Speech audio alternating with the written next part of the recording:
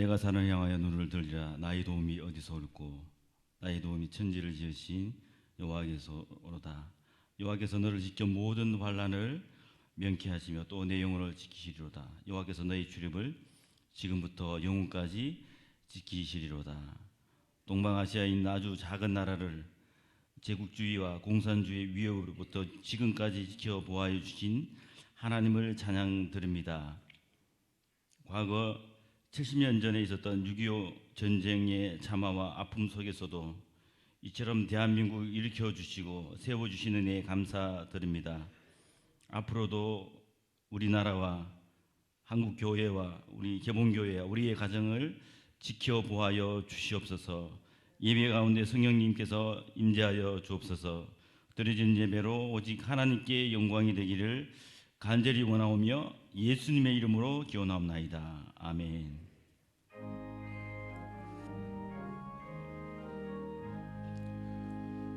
만복의 근원 하나님, 온 백성 찬송 드리고 저 천사여 찬송하세. 찬송 성부 성자 성령 아멘. 지난 한 주간의 삶을 되돌아보며 하나님과 사람 앞에 지은 죄를 회개하는 참회 기도를 드리시겠습니다. 주님, 우리를 불쌍히 여겨 주시옵소서. 주님, 우리의 허물을 용서하여 주옵소서. 높아진 마음, 교만한 마음들을 주님 발 앞에 내려놓습니다. 주님, 긍휼과 자비를 내리시고 불쌍히 여기셔서 모든 범죄에서 벗어날 수 있도록 자유케 되시도록 주시옵소서. 다시 우리를 긍휼히 여기셔서 우리의 죄악을 발로 밟으시고 우리의 모든 죄를 깊은 바다에 던지시리다. 아멘. 성시교독은 23번입니다. 새 노래로 여호와께 찬송하라. 대저 기이한 일을 행하사.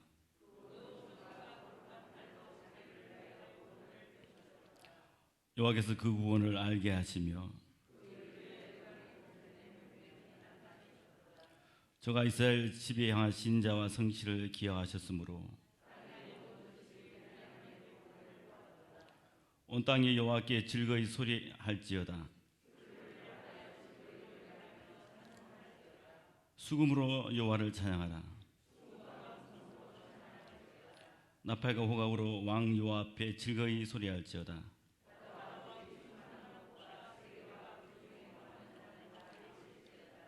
여호와 앞에서 그물이 박수하며 산악이 함께 즐거이 노래할지어다. 아멘.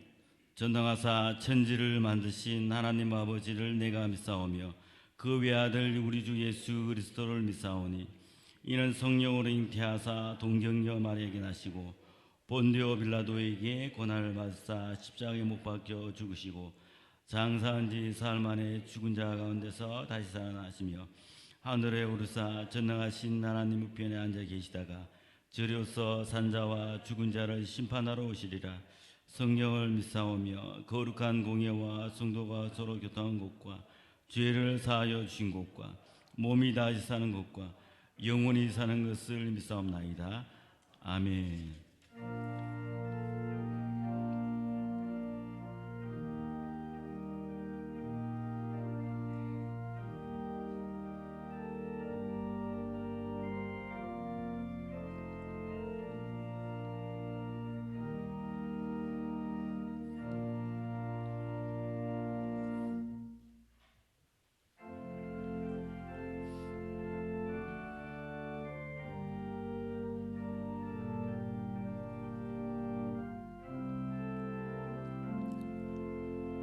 구주와 함께 나 죽었으니 구주와 함께 나 살았도다. 영광의 기약이 이르도록 언제나 주만 바라봅니다.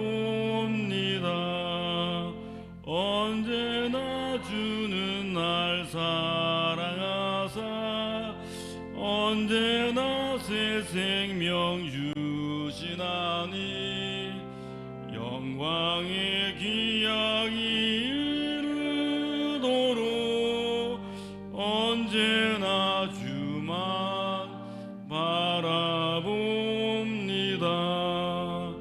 마음속에 시험을 받을 때와 무거운 근심이 있을 때에 주께서 그때도 같이 하사 언제나 나를 도와주시네. 언제나 주는 날 사랑하사 언제나 새 생명 주시나니 영광의 기약이 이르도록 언제나 주만 바라봅니다. 뼈 아픈 눈물을 흘릴 때와 쓰라린 마음으로 단식할 때 주께서 그때도 같이 하사 언제나 나를 생각하시네. 언제나 주는 날 사랑하사 언제나 새 생명 주시나니 영광의 기약이 이르도록 언제나 주만 바라봅니다. 내 몸의 아픔을 아시는 주 못 고칠 질병이 아주 없네. 괴로운 날이나 기쁜 때나 언제나 나와 함께 계시네. 언제나 주는 날 사랑하사 언제나 새 생명 주시나니 영광의 기약이 이르도록 언제나 주만 바라봅니다.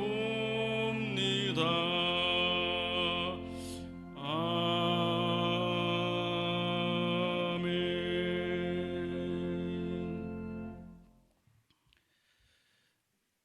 하나님 아버지, 70년 전 6.25 전쟁의 위기와 고통 속에서 대한민국을 구해주신 은혜에 감사드립니다.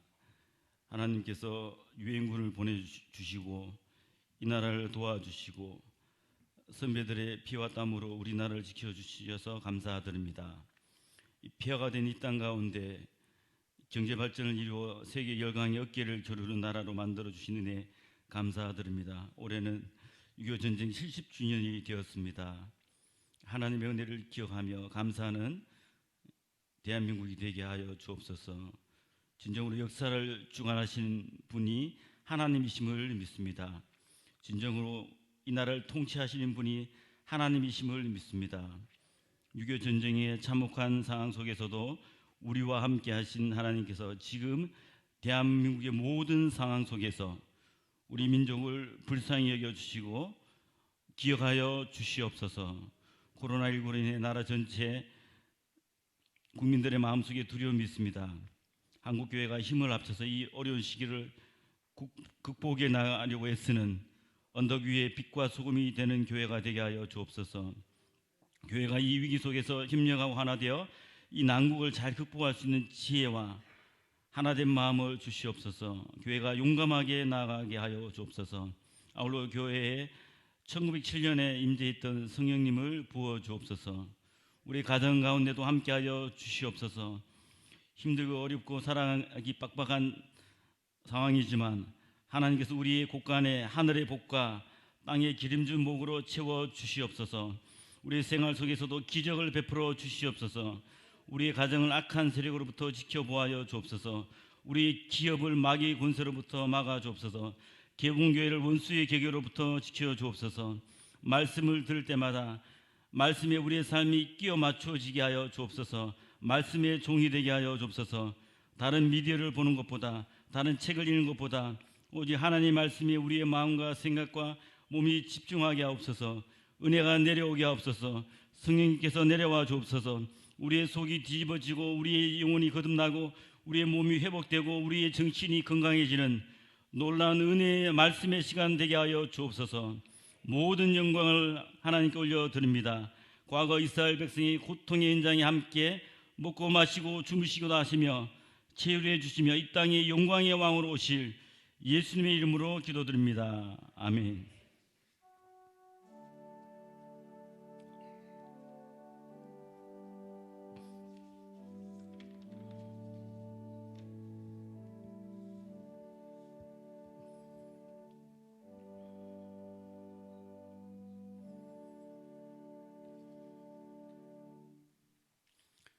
오늘 우리에게 주신 하나님의 말씀은 다섯 곳입니다. 먼저 베드로전서 2장 11절에서 14절 말씀입니다.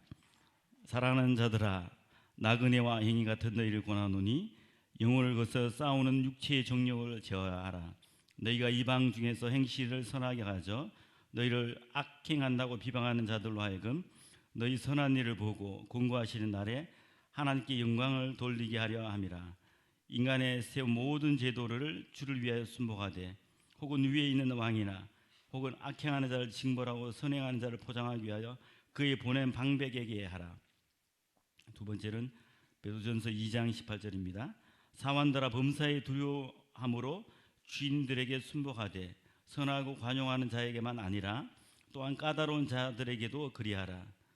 세 번째 베드로전서 3장 1절에서 2절 말씀입니다. 아내된 자들아, 이와 같이 자기 남편에게 순복하라. 이는 혹 도를 순종치 않는 자라도 말로 말미암지 않고 그 아내의 행위로 말미암아 구원을 얻게 하려 함이니 너희의 두려워하며 정결한 행위를 봄이라. 네 번째입니다. 베드로전서 3장 7절에서 9절 말씀입니다. 남편된 자들아, 이와 같이 지식을 따라 너희 아내와 동거하고 저는 더 연약한 그릇이요 또 생명의 유업 은혜를 유업으로 함께 받을 자로 알아 귀히 여기라. 이는 너희 기도가 막히지 아니하게 하려 함이라.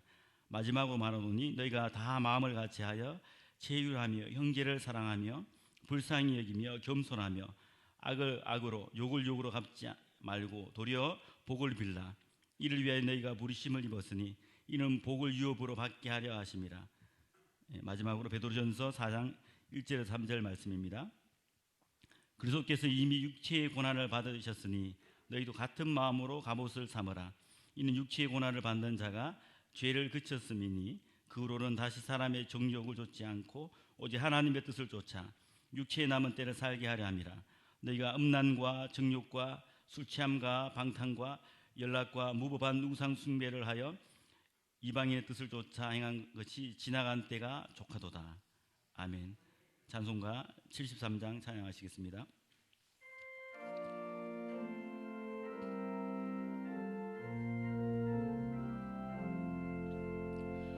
내 눈을 들어 두루 살피니 사랑이라.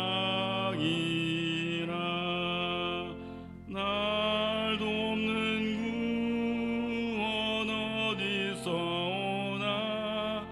그 어디서 하늘과 땅을 지은 여호와 날 도와주신 확실하도다. 주께서 나의 가는 곳마다 지키시며 졸지도 않고 깨어 계셔서 늘 지키네. 이스라엘을 지키시느니 쉬지도 않고 살펴주신다. 여호와 나의 보좌시니 늘 지키며 오른편 그늘 되신 날개로 가려주사 낮에는 해가 상치 못하며 또 밤에 달이 해치 못하네. 여호와 나의 영혼 지키사 돌보시며 내 모든 환난 명쾌하시고 늘 지키네. 이날로부터 영원 무궁히 주 너의 주리 지켜주시리.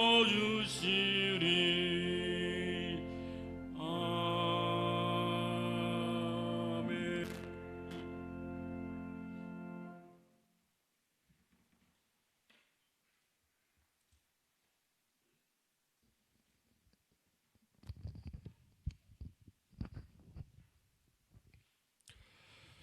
하나님 주시는 축복이 오늘 예배하는 모든 믿음의 지체들 위해 또 우리 가정에서 인터넷으로 다양한 방법으로 예배하는 모든 성도들 위해 함께 하시길 바랍니다. 전 여러분들에게 사도 베드로가 가르쳤던 성경을 통한 그의 교회론에 대해서 설교를 하고 있습니다. 교회를 바르게 알고 또 교회에 대한 그림을 바르게 우리가 그리고 살아가는 것은 우리의 믿음 생활에 큰 도움이 될 뿐 아니라 바른 신앙을 향한 지침을 가져다 주기 때문에 교회론이 중요한 것입니다. 오늘 사도 베드로가 서신을 통해 보여주고 있는 가르침에 대해서 함께 상고하는 그런 시간이 되겠습니다. 볼링이라고 하는 그런 스포츠가 있습니다. 누구나 쉽게 할 수 있는 게 우리 스포츠 가운데 볼링인데요. 보통 우리 일반적인 스포츠 같은 경우는 혼자 할 수 있는 게 별로 없어요. 뭐 축구나 야구, 배구, 농구, 테니스, 심지어는 탁구 같은 것까지 상대방이 있어야만 게임이 됩니다. 근데 혼자 할 수 있는 것들이 있어요. 스쿼시라든가 아니면 바로 이 볼링이라고 하는 겁니다. 아무 때나 자기가 혼자 할 수 있기 때문에 상대방이 없을 때 운동하기 정말 좋다고 생각이 들고, 그래서 목사들도 보면 가만히 보면 이 볼링하는 분들이 꽤 있는 것을 발견하게 됩니다. 이 볼링의 시초는 두 가지 설이 있어요. 먼저 고대 이집트에서 유물들을 보면은 어떤 나무 막대기를 갖다 놓고 공을 굴려서 넘어뜨렸다는 그런 유적들이 나오는 걸 볼 때 이집트가 볼링의 유래가 아닌가 그렇게 보는 견해가 있고요. 또 하나는 독일에 대한 유래설이 있습니다. 중세시대 이 수도사들이 중세 수도원에서 할 일이 없으니까 어떤 그 앞에다가 막대기를 세워놓고 공을 굴려서 넘어뜨림으로 말미암아 우리가 마귀를 이겼다라고 하는 그런 마음을 갖게 됐다고 합니다. 작게는 막대기를 4개부터 13개까지 세워놓고 운동을 했다고 합니다. 이걸 우리가 캐글링이라 그렇게 말을 하는데요. 이 볼링이 실제적으로 현대적 의미의 볼링을 처음에 가져온 사람은 마르틴 루터 목사입니다. 이분은 그렇게 중소 수도사 때부터 볼링을 꽤 좋아했대요. 막대기를 세워놓고 그 다음에 공을 굴리는 거죠. 그래서 이분이 9개의 볼링의 핀을 갖다 놓고 규칙을 세움으로 말미암아 오늘날 현대적 의미의 볼링을 시작했다고 알려지고 있는데, 아마 루터도 이 볼링을 할 때 앞에 있는 그 핀, 막대기를 때릴 때 이것을 하나의 마귀와 어둠의 세력을 향해서 때리는 것으로 해서 굉장히 즐겨 했을 뿐 아니라, 루터가 현대적 의미의 볼링을 시작한 것이 점점 발달이 되면서 독일에서부터 불란서라든가 네덜란드라든가 영국, 스코틀랜드 쪽으로 퍼져나가고 나중에는 미국까지 들어갔다고 합니다. 근데 미국에서는 이 볼링이 들어갔는데, 이 볼링을 하면서 사람들이 자꾸 그 볼링 속에 내기를 하는 거예요. 도박을 걸고. 그래서 볼링이 아주 안 좋은 이미지가 생겼기 때문에 뉴욕, 커네티컷 같은 주에서는 볼링을 금했다 그럽니다. 그러다가 1841년도에 그 미국의 그리니치 빌리지라고 하는 곳에서 이 볼링을 9핀이 아니라 10핀으로 했다는 거죠. 막대기를 9개를 세우는 것은 불법이기 때문에 하나를 더 세워 10개를 만들어서 법을 피하면서 합법화기를 열어주어서 그때부터 이 볼링이 10핀, 10개의 막대기를 때리는 것으로 이제 발전됐다고 하는 거죠. 그게 볼링의 역사입니다. 루터가 즐겨했던 이 볼링에 보면 루터가 가지고 있는 신학의 의미가 있는 걸 발견하게 되는 거죠.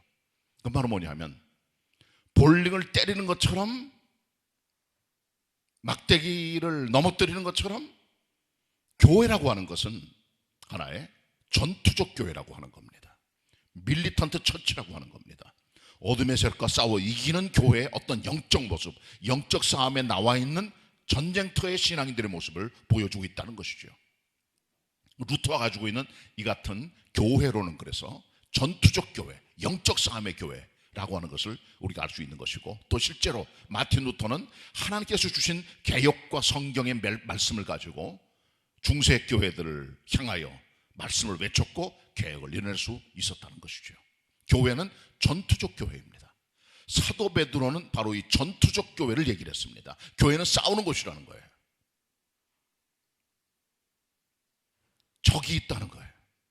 무장돼야 된다는 거예요. 이게 교회 모습이라고 하는 거죠. 특별히 우리 그리스도인들을 향하여 공격하는 가장 어둠의 세력의 무서운 것이 뭐냐? 물론 세상도 있고 마귀도 있지만, 그러나 가장 근접해 있는 것은 우리 속에 있는 육체의 정욕이라고 하는 겁니다. 우리는 나그네와 행인들입니다. 나그네 행인들은 유혹이 많습니다. 그렇기 때문에 우리 속에 있는 각종 종류의 영혼을 거스려 싸우는 육체의 정욕을 제어하는 것, 이것이 그리스도인과 교회 책무임을 베드로는 정확하게 말씀해주고 있다는 것이죠. 그리스도인들은 영적 싸움에 나서서 그 무엇보다도 가장 무서운 자기 속에 있는 육체의 정욕을 제어하는 그런 일에 나섰다는 겁니다. 육체의 정욕이 무엇입니까? 하나님께서 주신 영혼을 거스려 싸우는 적이에요.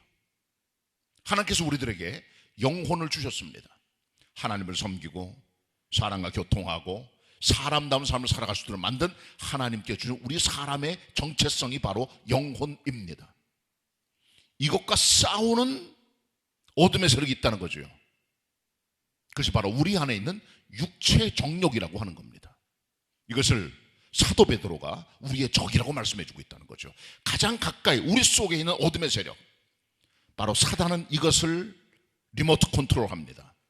세상은 바깥에 유혹하며 우리의 정욕이 우리를 지배하도록 우리를 공격하는 것을 우리는 날마다 체험하고 있는 것입니다.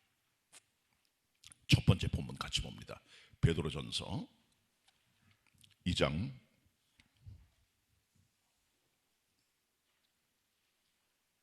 11절 12절입니다. 합독합니다. 11절 12절 시작. 사랑하는 자들아, 나그네와 행인 같은 너희를 권하노니 영혼을 거스려 싸우는 육체의 정욕을 제어하라. 너희가 이방인 중에서 행실을 선하게 가져 너희를 악행한다고 비방하는 자들로 하여금 너희 선한 일을 보고 권고하시는 날에 하나님께 영광을 돌리게 함이라. 아멘. 아멘.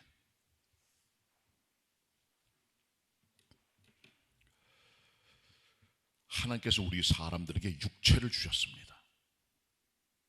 이 육체는 우리의 몸인데요, 그냥 몸이 아니라 여기 말하는 육체는 사르크스를 말합니다. 헬라말로. 이것은 죄의 본성을 가지고 있는 타락한 육체, 죄를 질 수 있는 육체를 보여주고 있는 겁니다.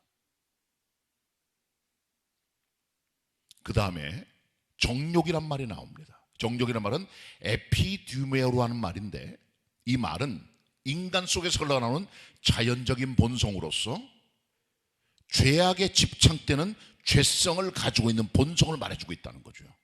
그러니까 육체의 정욕이라는 것은 우리 속에 들어있는 죄를 향하는 본성적인 습관이 있다는 것을 말해주고 있는 겁니다. 바로 이것이 하나님께서 주신 영혼과 싸운다는 거죠. 전쟁 상태라는 겁니다. 우리를 싸워 공격해 들어오는 어둠의 세력인 육체의 정욕을 제어하는 것, 이것이 우리의 전쟁의 가장 중요한 우리의 적일 뿐 아니라 목표임을 우리가 알고 믿음 생활을 해야 된다는 것이죠. 교회는 전투하는 교회입니다. 그 무엇보다 무서운 것은 사탄도 있고 세상도 있지만 가장 가깝게 있는 우리 내면 세계 속에 있는 죄를 향하는 죄성에 대한 컨트롤과 제어와 이것을 끊어버릴 수 있는 믿음의 용기가 필요한 것을 말씀해주고 있습니다. 우리가 기억해야 될 것입니다. 사도 베드로는 이 같은 우리의 죄악의 형태들의 모습들을 보여주고 있습니다. 베드로전서 4장을 함께 보도록 합니다.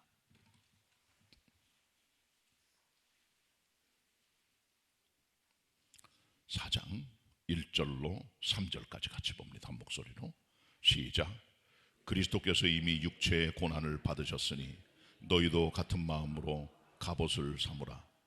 이는 육체의 고난을 받은 자가 죄를 그쳤음이니 그 후로는 다시 사람의 정욕을 좇지 않고 오직 하나님의 뜻을 좇아 육체 남은 때를 살게 하려 함이라. 너희가 음란과 정욕과 술취함과 방탕과 연락과 무법한 우상 숭배를 하여 이방인의 뜻을 좇아 행한 것이 지나간 때가 족하도다. 아멘. 아멘. 사도 베드로는 이방인들, 하나님 없는 사람들, 무할례자들, 영적인 장님들을 향하여 그들의 삶의 행태를 6가지로 보여줘요. 음란과 정욕과 술취함과 방탕과 연락과 무법한 우상숭배라고 하는 겁니다. 시대가 달라지고 문화가 달라지고 환경이 달라지고 모든 게 달라져도 변치 않는 인간 속에 있는 이 이방인들의 삶의 스타일, 하나님 원치 않는 육체 정욕의 모습들을 사도 베드로는 여기서 정확하게 6가지로 구분해주고 있다는 거죠. 우리 그리스도의 사람들은 우리 속에 있는 육체의 정욕이 어떤 것인가를 정확히 아는 믿음의 자세가 중요합니다. 어떤 미국의 동물 관리원 하나가 애완 너구리를 입양한 어떤 여성에게 너구리의 위험성을 경고를 했어요. 집에서 애완동물도 많이 키우시잖아요. 가장 많은 게 개하고 고양이입니다. 근데 서양 사람들은 훨씬 더 많은 종류의 애완동물들을 가져다가 집에서 키우면서 기쁨을 누리죠. 근데 그 중에 하나는 너구리입니다. 이 너구리는 잘 자라다가도요, 몸에 있는 띠의 빛깔이 변할 때부터 위험해진다는 거예요. 그리고 얘기를 했습니다. 자기 친구에게.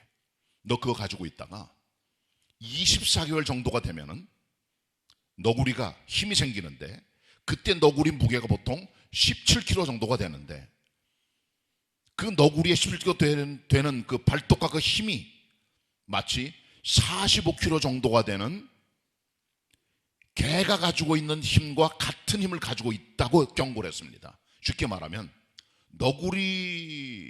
작은 너구리가 자기보다 3배 이상 무거운 개와 같은 힘을 가지고 사람에게 해를 끼칠 수 있다는 거죠. 그 위험성을 경고했는데 그 동물관의 친구는 여자였어요.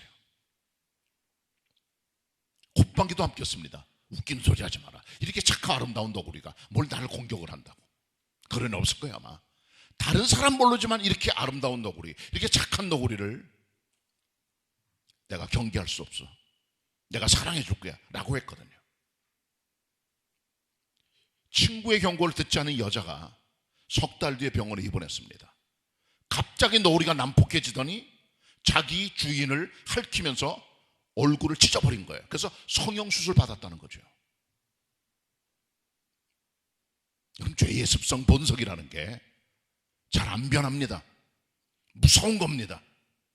음란과 정욕과 술 취함과 방탕과 연락과 무법한 우상숭배, 이 모든 것들에 대한 경고를 하나님의 종 베드로가 현대를 살아가는 성도들에게 말씀해주고 있다는 것을 우리가 알고 믿음 생활을 해야 되는 것입니다. 그런데 우리들의 힘으로는 이 같은 육체의 종력을 제어할 힘이 없다는 게 문제입니다. 그럼 세상이 아름다워지겠죠.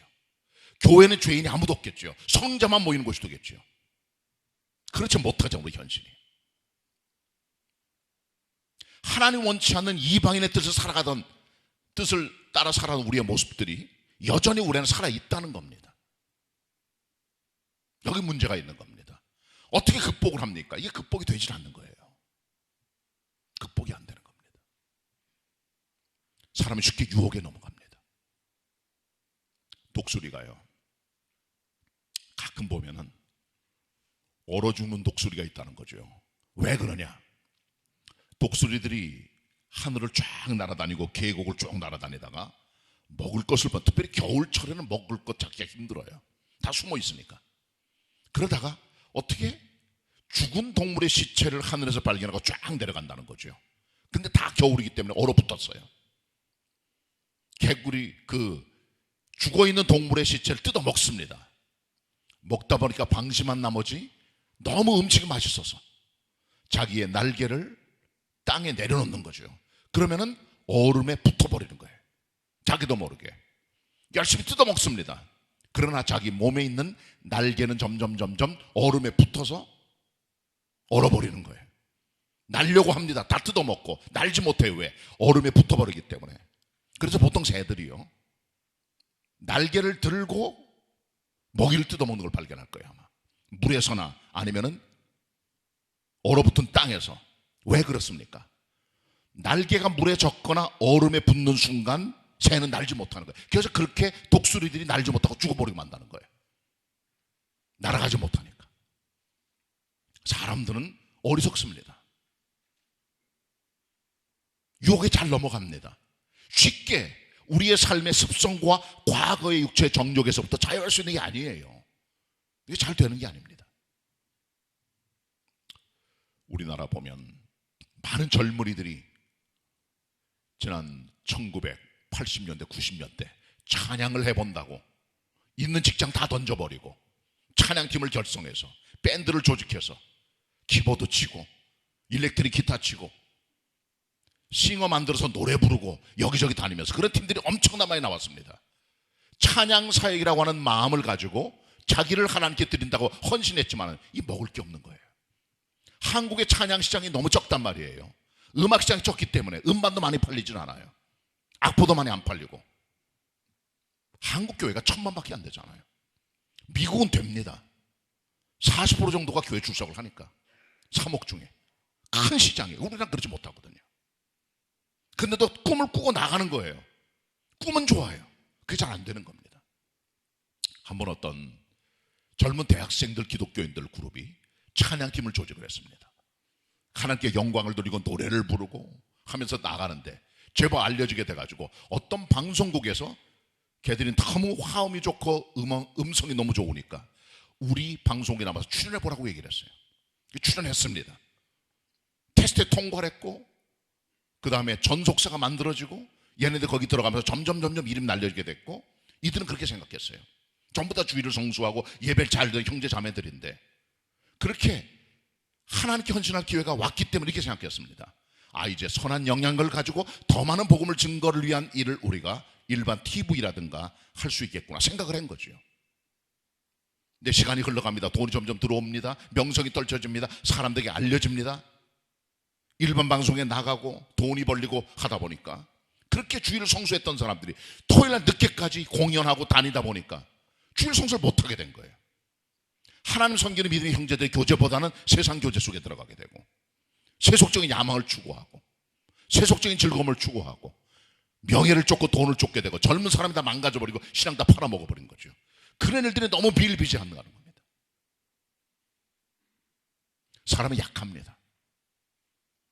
우리 속에 있는 육체의 욕망을 제어할 만한 힘이 우리 안에는 없습니다. 그렇기 때문에 하나님의 종 사도 베드로가 1절에서 말합니다.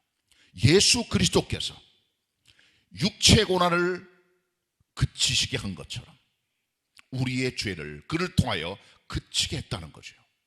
십자가 죽으신 그리스도께서 죄를 그치게 하는 원천임을 말씀해주고 있다는 겁니다. 사람이 보는 절대로 이 같은 육체의 정욕을 제어할 힘이 없다는 사실을 베드로가 알려주면서 우리 주님께서 죄를 그치도록 십자가의 죽음으로 모든 걸 못 박으셨기 때문에 그게 가능하다고 말씀해주고 있다는 거죠. 그리스도 예수의 능력과 힘만이 우리를 죄로부터 컨트롤해 줄 수 있는 유일한 힘임을 베드로는 알고 나그네와 행인처럼 사랑하는 성도들에게 도전해주고 있다는 것입니다. 음란과 정욕과 술 취향과 방탕과 연락과 무법한 우상 숭배 같은 삶을 살아가는 육체의 정욕을 억제하고 통제하고 제어하고 끊어버릴 힘은 죄를 그치시고 십자가에 죽으신 그리스도의 능력만이 가다는 것을 베드로는 알고 여기서 정확한 말씀으로 가르치고 있다는 것을 우리는 알아야 됩니다.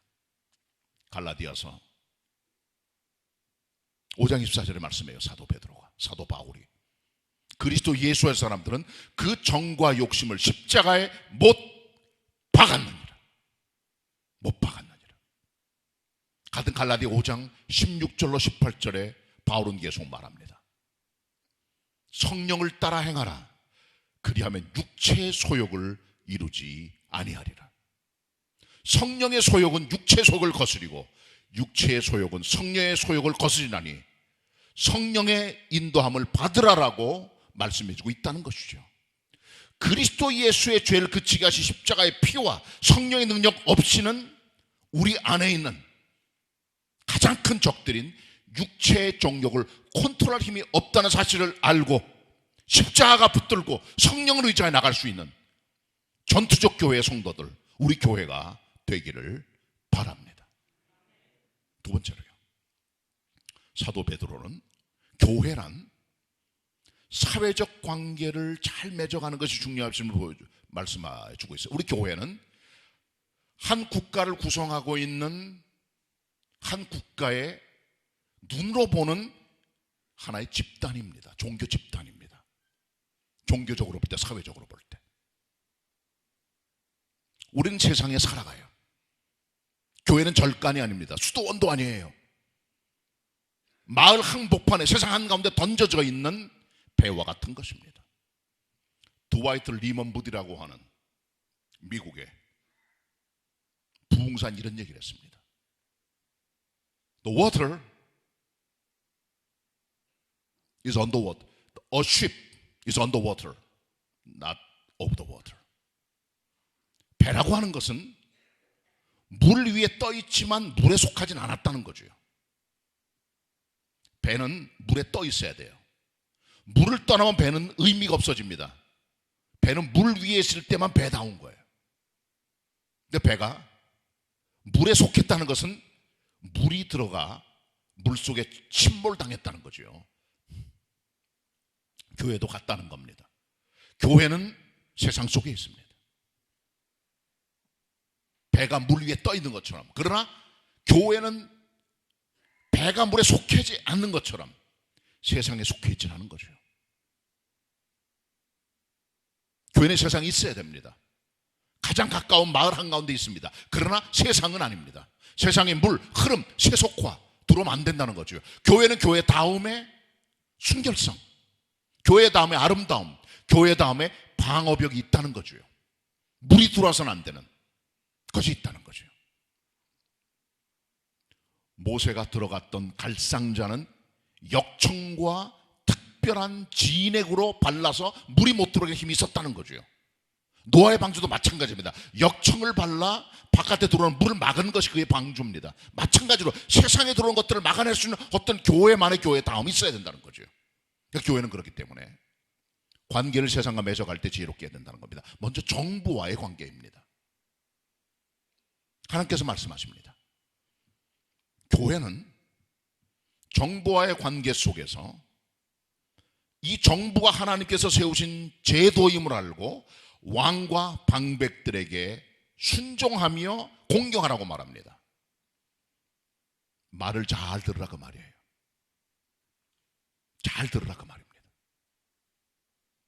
자, 본문 같이 봅니다. 베드로전서 2장 13절 14절입니다. 베드로전서 2장 13절 14절 합독하십니다. 시작. 인간에 세운 모든 제도를 주를 위하여 순복하되 혹은 위에 있는 왕이나 혹은 악행하는 자를 징벌하고 선행하는 자를 포장하기 위하여 그의 보낸 방백들에게 하라. 아멘. 이렇게 말씀해 주고 있습니다. 이 땅에 있는 정부와 관료 조직들, 그건 마귀 아닙니다. 정광처럼 싸우면 안 돼요. 그렇게 집회하는 거 아니에요. 경찰 동원시키고 뭐 싸우고 프레카드 들고. 기독교답지 못해요. 보면 그 기독교다운 방법이 아닙니다. 그런 것들은 너무 드세요. 너무 강팍하고 너무 혈기 있고 그런 거 아닙니다. 제가 태극 집회를 공격하는 게 아니에요. 하나님 세우신 정부는 투표로 뽑았건 세습이 되건 왕이건 민주주의건 간에 하나님 세우신 권위입니다. 제도예요. 일단 순종하라는 겁니다. 순복하라는 겁니다. 왕과 방백들을 공경하라고 말씀해 준 거예요. 왜? 하나님 세우신 제도니까. 그 제도 앞에 순종하라는 거예요. 교회도 마찬가지입니다. 국가의 권위를 인정하는 것이 교회의 모습입니다. 그게 중요해요.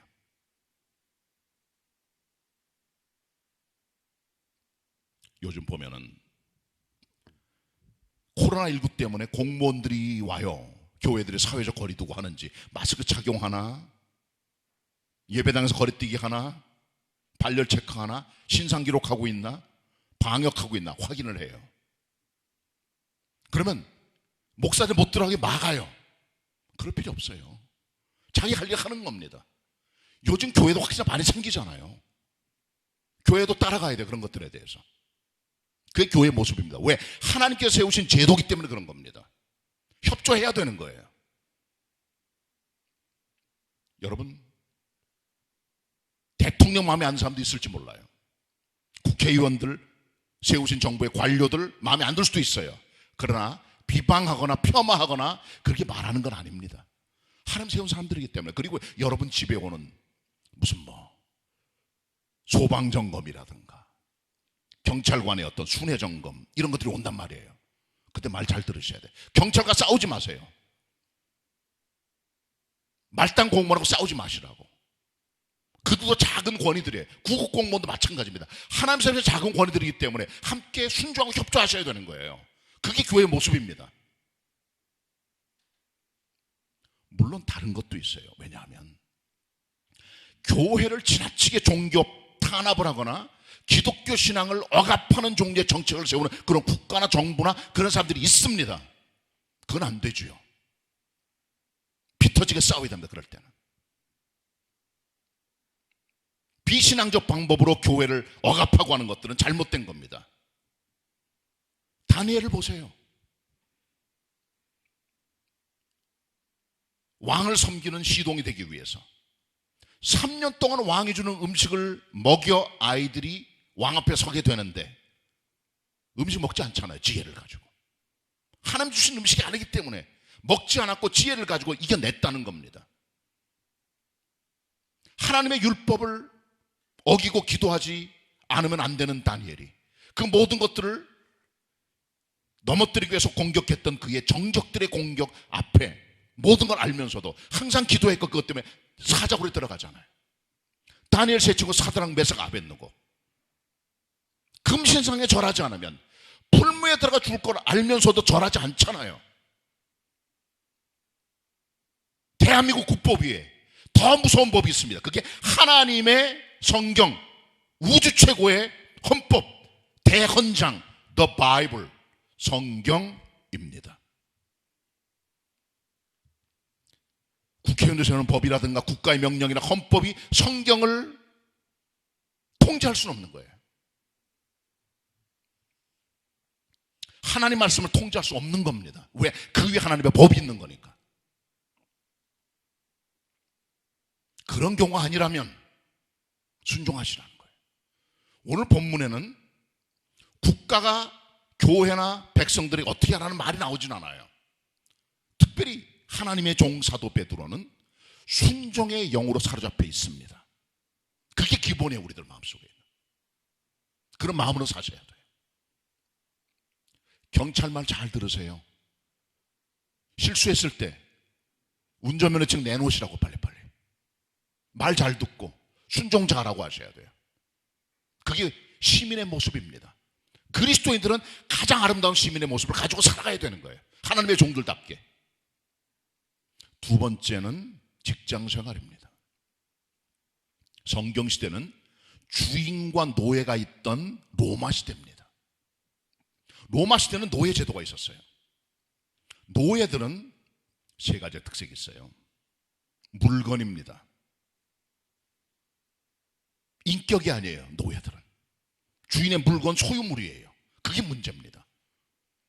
두 번째는 노예들은 주인에게 생사열탈권이 있었어요. 마음대로 죽일 수 있어요. 세 번째는 노예들은 별명이 뭐냐? 채찍 소목꾼이에요. 상습적으로 때려요. 주인들이 얻어 터져요. 채찍으로. 그래서 채찍이 많이 달아 하도 때렸기 때문에 채찍을 소모시키는 존재라고 했던 물건 걸레 취급을 했던 것이 로마시대 모습들입니다. 물론 다른 경우도 있지만은 여러 가지 모습이 있지만 그러나 그게 기본적인 노예들이거든요. 그런 시대에 말씀해주고 있습니다. 사도 베드로가 사완들아, 하나님을 두려워하는 것처럼 너희 주인들을 두려워하라. 그런 마음을 가지고 선한 사람이나 관용하는 주인들뿐 아니라 까다로운 자들을 그렇게 말씀해 주라고 하는 거죠. 본문 같이 봅니다. 2장 18절입니다. 같이 보겠습니다. 같이 봅니다. 2장 18절 말씀 합독합니다. 시작. 사완들아, 범사에 두려워함으로 주인들에게 순복하되 선하고 관용하는 자들에게만 아니라 또한 까다로운 자들에게도 그리하라. 직장 생활하시고 사회생활 하시다 보면 여러분 위에 있는 상사나 위에 사람들이 다 선하고 관용하는 사람만 있는 건 아니에요. 까탈스러운 사람도 있어요. 그래도 순복하라는 거죠. 물론 바울의 서신에 보면 사환들에게, 종들에게는 주인에게 순복하지만 주인들도 자기 위에는 더 큰 상전인 줄 알아 종들을 다룰 때 공갈 협박하지 말라고 말씀한 것도 있지만, 그러나 사도 베드로는 특별히 베드로 전서에서 우리들에게 성도들의 교회 모습을 통하여 가르쳐주고 있다는 거죠. 순종의 영으로 가득해야 된다는 거예요. 기본적인 순종의 자세, 국가에 대한 순종의 모습들, 그리고 직장 상태 순종의 모습들을 말씀해주고 있다는 거죠. 이게 우리를 하나님께서 향해 주시는 말씀이라고 하는 겁니다. 세 번째 부분은 가정생활입니다. 가정교회의 한 부분입니다. 여러분들 가정 갖고 계세요. 다양한 종류의 모습으로 살아가지만 아내들은 남편에게 순종하라고 말합니다. 왜?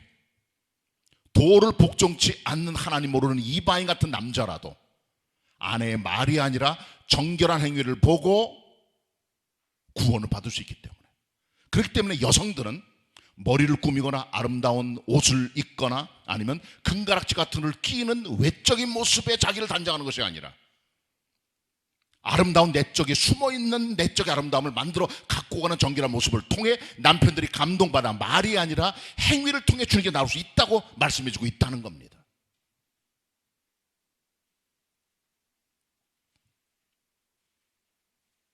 순종하라는 거예요.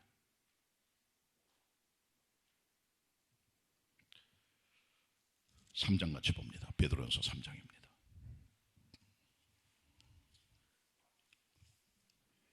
1절 2절입니다. 합독하실까요? 1절 2절 시작. 아내된 자들아 이와 같이 자기 남편에게 순복하라. 이는 혹 도를 복종치 않는 자라도 말로 맘지 않고 아내 행위로 말미암아 구원을 얻게 하려 함이니 너희의 두려워하며 정결한 행위를 봄이라. 아멘. 그 다음에 7절 같이 봅니다. 한 목소리 7절 시작. 남편 된 자들아 이와 같이 지식을 따라 너희 아내와 동거하고 저는 더 연약한 그릇이요 또 생명의 유업을 함께 받을 자로 알아 귀히 여기라. 이는 너희의 기도가 막히지 아니하게 하려 함이라. 아멘. 물론 남편들은 아내를 대할 때 지식을 따라 동거하라는 겁니다. 여성은 남자하고 달라요. 생각하는 거, 느끼는 게 다 다릅니다. 생리 구조가 달라요. 여성들은. 그걸 알라는 겁니다. 그 차이점은. 그러니까 사람 만드신 남자가 여자를 창조하신 거예요. 남자만 만드신 것도 아니고 여자 만든 것도 아닙니다. 그렇게 말미암아 다르게 만들어서 서로 지식을 따라 살아가도록 하신 거예요. 그리고요, 여자는 연약한 그릇입니다. 남자보다 잘 깨집니다. 무너집니다. 자주 아파합니다. 자주 웁니다. 하나님께서 여자를 만드실 때 좀 약하게 만드셨어요. 감성적으로. 그리고 부부는 함께 생명의 유업을 받을 천국의 동역자입니다. 그렇게 해야 기도가 막히지 않는 거죠. 그러나 먼저 사도 베드로는 그 앞에서 말합니다. 아내들아 남편에게 순복함으로 너희 아름다운 모습과 정결한 행위와 마음의 온유한 모습을 보고 남편이 주님께 돌아올 수 있도록 하라고 말씀해주고 있다는 거죠. 이상할 정도로 사도 베드로는 바울과 좀 달라요. 국가에 순복하라, 상전에게 복종하라, 아내는 남편에게 복종하라 말씀하고 있는 거죠. 거기 좀 강조가 되어 있습니다. 바울하고 달라요. 바울은 양쪽을 다 말하지만 하나님의 종 사도 베드로는 거의 순종 쪽으로 말씀을 해주고 있다는 거죠. 그것은 뭘 의미하는 겁니까? 국가가 백성을 탄압하는 것, 정부가 백성을 아프게 하는 것, 상전들이 자기 밑에 있는 하인들과 종들을 괴롭게 만드는 것, 남편이 아내들을 핍박 괴롭게 하는 것, 그것도 하면 안 되는 거죠. 그런데 불구하고 하나님께서는 사도 베드로의 아내 순종의 영을 주신 거예요. 이게 기본이라고 하는 겁니다. 그게 교회 모습입니다. 사회적 관계 속에 살아가는 성도들은 왕과 방백들과 하나님 세우신 제도에 대한 순종, 상전에 대한 순종, 남편에 대한 순종을 통하여 질서를 잡아가는 거죠. 그 사도 베드로의 가르침입니다. 사도 바울의 가르침은 양쪽을 다 말합니다. 베드로 왜 이렇게 말씀해 주고 있는 것일까요? 베드로는 순종의 영으로 사로잡혀 있는 것이죠. 왜? 불순종은 하나님의 제도를 거스리고 권위를 거스리는 인간 속에 있는 성향인 걸 베드로가 알고 이쪽 부분을 강조하면서 말씀해 주시면 우리가 기억해야 됩니다. 우리 그리스도인 그렇기 때문에 영적 긴장이 필요해요. 국가와 교회는 하나 될 수는 없습니다. 달라요. 방향이 다르고. 그래서 긴장이 필요한 거예요. 직장생활도 마찬가지입니다. 가정생활도 마찬가지입니다.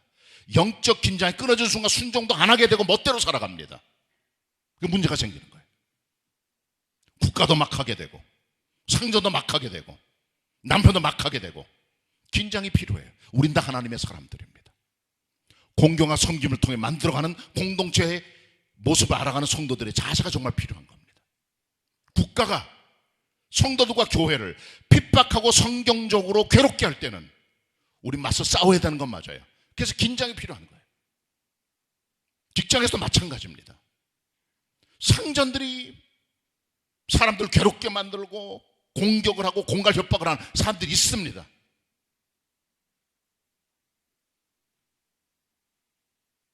가정도 마찬가지입니다.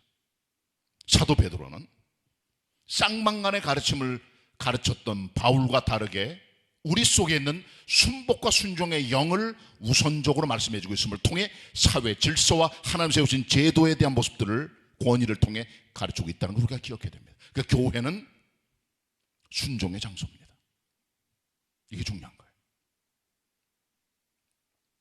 두 가지 말했습니다. 우리 육체의 정욕, 영혼을 거스립니다. 우리 속에 있는 적입니다. 그리스도의 피, 성령의 도움 없이는 제어가 안 됩니다. 십자가 의지하시고 성령의 인도를 따라 육체의 정욕을 제어하는 교회와 성도, 더 나아가서 국가나 직장이나 가정생활을 통해 순종의 도를 통하여 하나님께 영광을 돌리는 교회담을 찾아갈 수 있는 교회와 성도가 되시기를 바랍니다. 같이 기도드립시다. 하나님 감사드립니다. 영광을 돌립니다. 복된 주일 주님의 성전에 함께 성도들이 올라와 현장에서 예배할 수 있는 정 주심을 감사를 드리고 오늘 주신 말씀을 기억하며 우리 성도들 육체의 정욕을 이겨낼 수 있는 힘은 그리스도의 피와 성령의 인도밖에 없음을 알고 주님 의탁하여 승리자 되게 하여 주옵소서. 정부와의 관계, 직장생활 그리고 가정생활을 통하여 순종을 통해 주님의 뜻을 성취해 나갈 수 있는 아름다운 공동체, 교회와 성도 되게 하여 주시옵소서. 예수 그리스도의 이름으로 기도드립니다. 아멘. 주시는 은혜 말씀 생각하며 찬송가 514장 찬양하시겠습니다.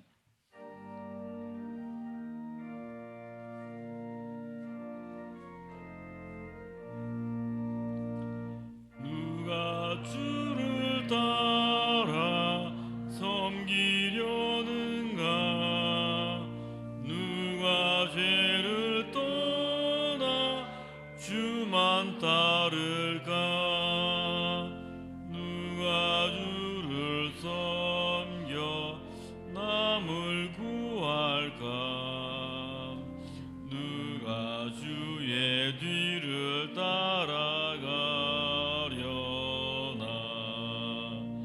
부르심을 받아 주의 은혜로 주를 따라가네 주만 따르네 세상 영광 위에 따름 아니요 크신 사랑이네 주만 따르고 주가 내려주신 은혜 힘입어 주의 뒤를 따라 일하네 부르심을 받아 주의 은혜로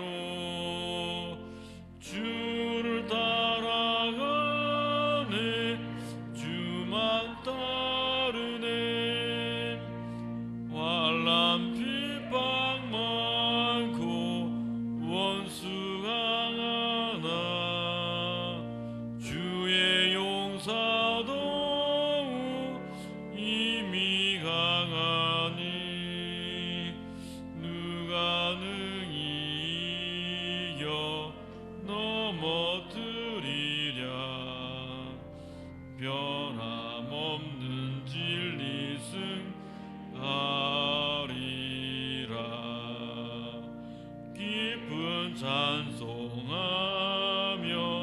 주의 은혜로 주를 따라가네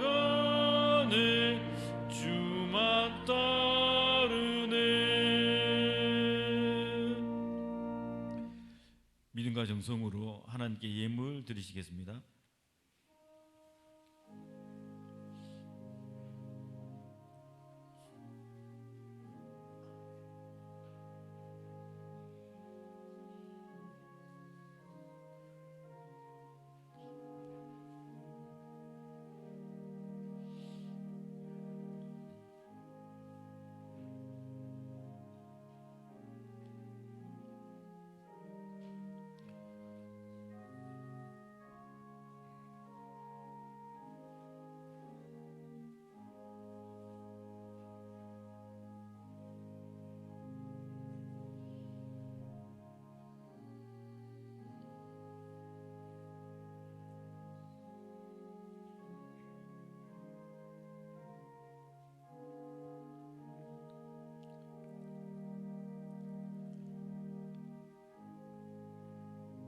다 같이 일어나셔서 보원 찬송하시겠습니다.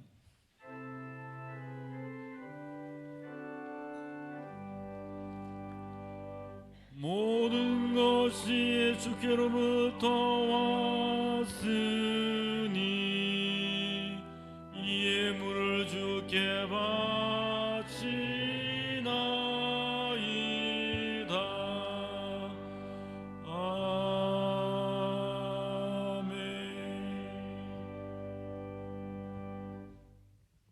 은혜로우신 하나님,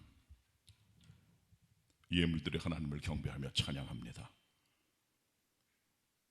11조로 주일 헌금으로 여러 가지 감사의 믿음으로 해외 선교를 위해서 건축을 위해서 여러 가지 믿음과 또 하나님을 향한 사랑의 마음으로 예물 드리오니 하늘의 신령한 문을 여시사 성도들에게 은혜로운 복을 주시며 땅에 기름진 은총을 주시사 저들의 농산물과 삶의 열매들이 가득하게 하여 주옵소서. 예물로 주님을 높여드리오니 우리의 찬양 경배를 받아 주시옵소서. 윤택하신 복의 근원 되신 예수 그리스도의 이름으로 기도드립니다. 아멘. 자리에 앉으시기 바랍니다. 주일 아침 인사 같이 나눌까요? 뵙분들하고 반갑습니다. 인사 나누시기 바랍니다. 고맙습니다.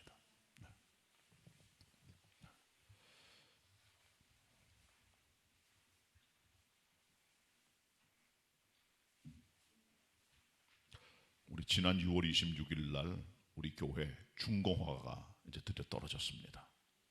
5월 8일 날 임시 사용 승인이 나왔는데 이제 이틀 전에 우리 정식으로 우리 구로구청에서부터 우리 교회 정식 사용 승인이 났습니다. 그걸 중공화가 그런다 그러더라고요. 그동안 정말 수고 많이 하셨고 우리가 편안하게 제가 예배 드릴 수 있게 됐습니다. 고맙습니다. 코로나만 이제 물러가면 될 것 같습니다. 우리 수고하신 여러 우리 건축위원들 섬기신 분들을 위해서 여러분 힘차게 박수 한번 해주시고 고맙습니다. 감사의 말씀입니다. 감사합니다. 감사의 말씀을 전해드립니다. 고맙습니다.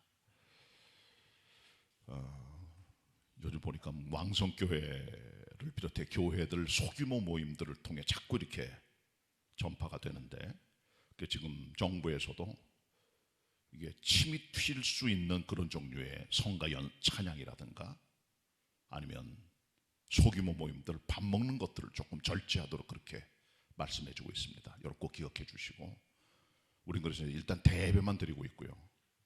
우리가 대면 예배는 여기 오셔서 현장 예배 드리는 것밖에 없습니다. 1, 2, 3, 4부 저녁 예배, 새벽기도, 수요설교 당분간 다 계속적으로 우리가 안 하고 있는데 조금 더 가야 될 것 같습니다. 기도해 주시길 바라고 교회 학교 또 당분간 이대로 갈 것 같습니다. 힘들지만 다들 좀 인내해 주시고 기다려 주시길 바라고 또 우리도 왕성교회처럼 되지 말란 법 없습니다. 항상 위험이 도축이기 때문에 성도 간에 교제하실 때 또 만나실 때 늘 조금 규칙을 준수하는 게 좋겠다 그런 생각을 가져보게 됩니다. 서로 힘써 주시길 바랍니다.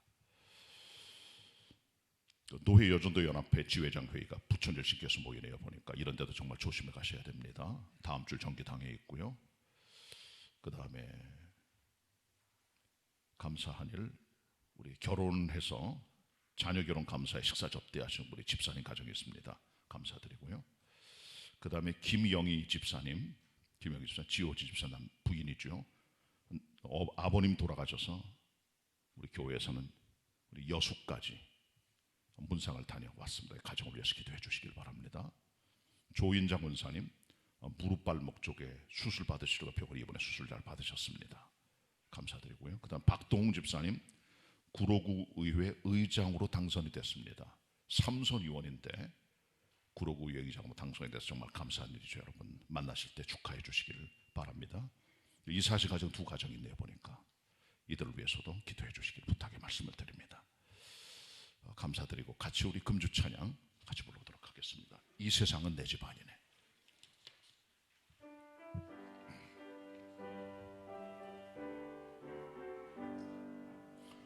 죄 많은 이 세상은 내 집 아니네. 저 모든 보화는 저 하늘에 있네.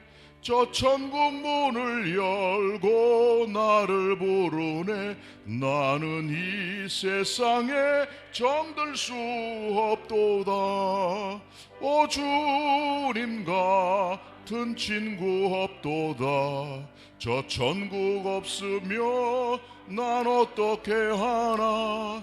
저 천국 문을 열고 나를 부르네. 나는 이 세상에 정들 수 없도다. 아침 우리 교육자를 경건의 시간 가지면서 아리마다 요셉 말씀을 같이 읽었어요.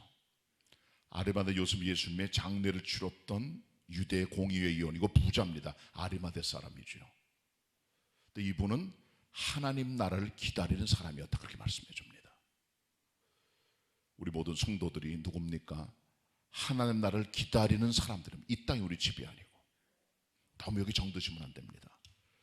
이 세상 내 집이 아님을 기억하고 위를 바라보는 성도 되길 바랍니다. 2절 3절 계속해서 부르겠습니다.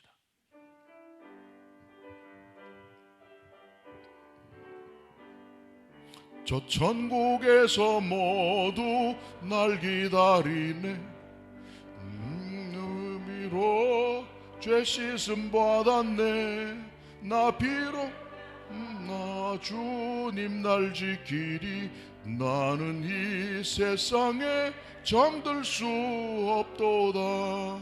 오 주님 같은 친구 없도다. 저 천국 없으며 나 어떻게 하나. 저 천국 문을 열고 나를 부르네. 나는 이 세상에 정들 수 없도다. 저 영광의 땅에 나 길이 살겠네. 손잡고 승리를 외치는 성도들, 내 기쁜 찬송 하늘 울려 퍼지네. 나는 이 세상에 정들 수 없도다. 오 주님 같은 친구 없도다. 저 웃으며 어떻게 하나. 저 천국 문을 열고 나를 부르네. 나는 이 세상에 정들 수 없도다. 아멘. 아멘. 우리 그리스도인들은 산소망으로 하늘을 바라보는 나그네들입니다. 나그네로 살아가시길 바랍니다. 육체적 욕을 제어하고 승리하는 성도들 다 되시기 바랍니다. 옆에서 같이 인사합니다. 믿음으로 승리합시다. 복된 한 주간 되시기 바랍니다.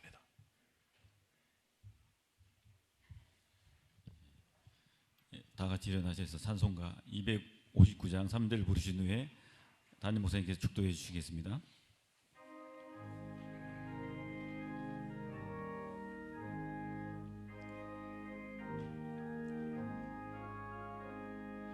주님 부탁하신 말 순종하여 이 진리 전파하라. 상가 바다 건너가 이무다에 복음의 빛 비춰라. 사자들이여 복음의 빛 비춰라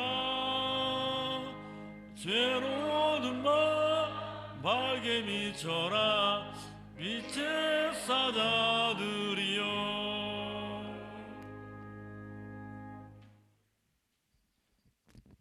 지금은 우리의 산소망이 되시는 우리 주님 예수 그리스도의 은혜와 성부 하나님 아버지의 사랑하심과 성령님의 교통하심이 주님 붙들고 신앙으로 나아가는 우리 모든 성도들을 위해 이제는 영원히 함께 하시옵기를 간절히 축원하옵나이다. 아멘.